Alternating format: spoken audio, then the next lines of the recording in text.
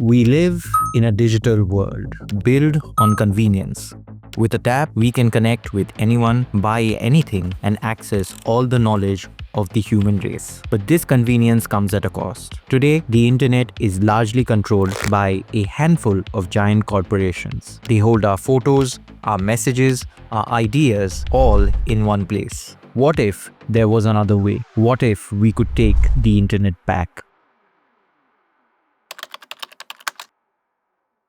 To understand the alternative, we first need to understand the problem. The internet we use today is centralized, but what does a decentralized internet actually mean? Our expert today, Suryan Srivastava, a full-stack web developer with more than 10 years of industry experience working with top MNCs like HCL and Samsung, help us understand. Right now, our most of the files are deployed on the limited kind of companies. Like if we are talking about AWS, Google Cloud, and Azure. So these are the basic giant who are covering all the files related to our stuff, related to what our personal and private file and related to our business things. The decentralization means decentralized all the things basically, not cover into a single server. We are decentralizing into the many of the site. Think of it like this. Your email on Gmail is centralized. Google has full control over that server. A decentralized version would be more like a social media platform such as Mastodon, where there's no single company running it. Instead, your data lives on a server you or a community member controls, but it's still connected to the larger network.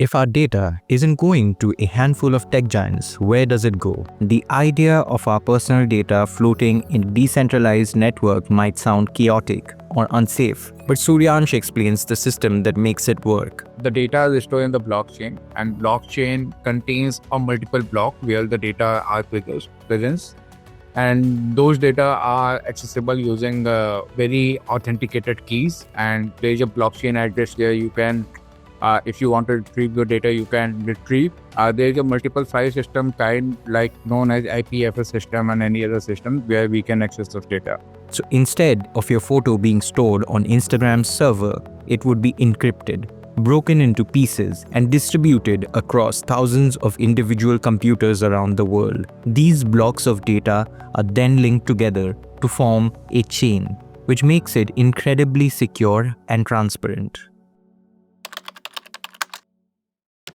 The move towards decentralization isn't just about technology, it's a political shift. So what happens when a technology that promotes transparency and autonomy meets a centralized authority like a government? And most of the cases, the government do not want to use these kind of technology because these are completely transparent and immutable.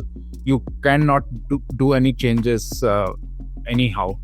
So either you can add the node to a blockchain. Only this is the one thing, and once the transaction are stored and it's stored. So most of the cases, government always fear about the same because if all the things are transparent, the correction level is a bit low. We have seen this tension play out in the real world. Many countries have either banned or heavily regulated decentralized technologies like cryptocurrency because they fear losing control over the flow of money and information. However, Suryansh sees a surprising potential for a country like India. And this is a fun part of the India, like in the case of income tax and these kind of things where the government involved the blockchain technology very soon, what I assuming, because these are the only things which is like government friendly, where if we introduce blockchain kind of system in our tax system, tax thickness is very slow down. Some governments are already exploring this. The country of Estonia, for example, uses a form of blockchains for its e-residency and land registry systems, making everything verifiable and resistant to tampering.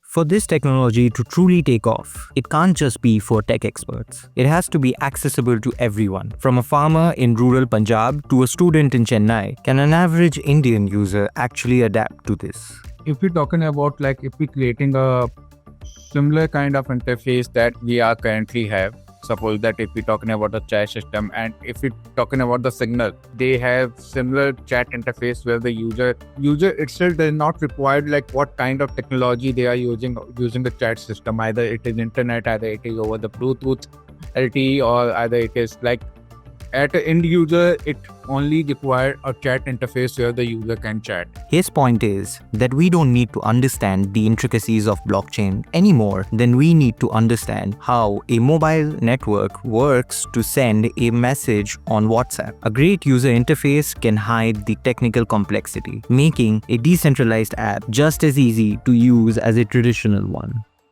So what happens if we don't decentralize? If we continue down the path of a centralized internet, what's at stake?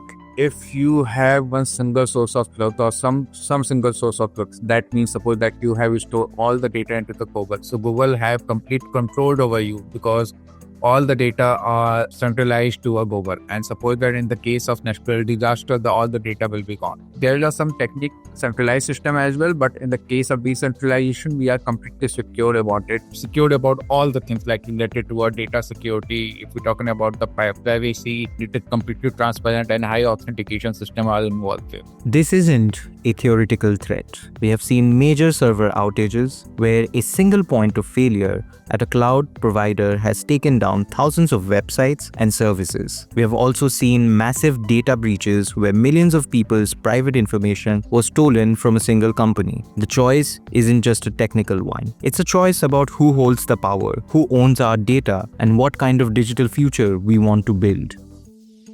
The conversation around decentralization is just the beginning. What do you think? Is it the future we need or a challenge to the systems we rely on? We are planning more videos on this topic of internet and social media. So let us know if there is a specific topic you would like us to make a video on in the comments below. And to stay tuned to our upcoming episodes, don't forget to subscribe to Prism Bharat.